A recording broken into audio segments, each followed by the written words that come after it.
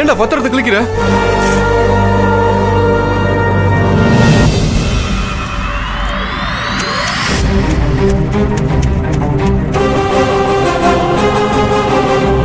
அஸ்வின், என்னடா பண்ற நீ?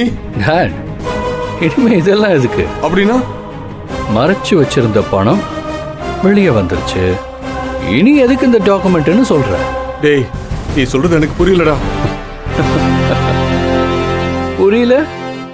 அந்த பணத்தை எங்க வச்சிருக்கீங்கன்னு கேட்டா, எங்க வச்சிருந்தா உனக்கு என்னடா சொன்னீங்கல்ல?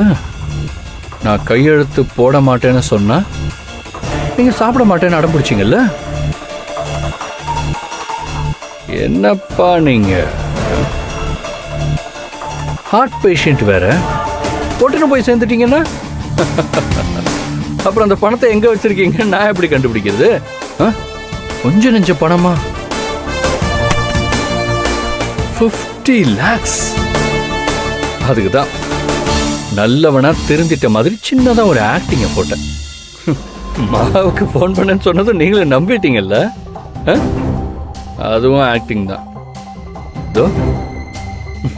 மாவோட பணம் தானாவே வெளியே வந்து இங்க இருக்கு.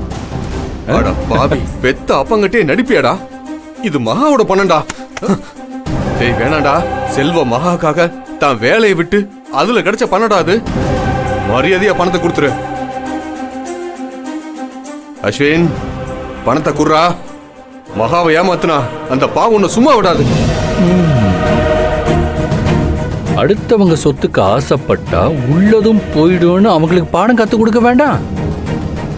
இனி இந்த பணம் யானை வாய்க்குள்ள போன கரும்பு தான்.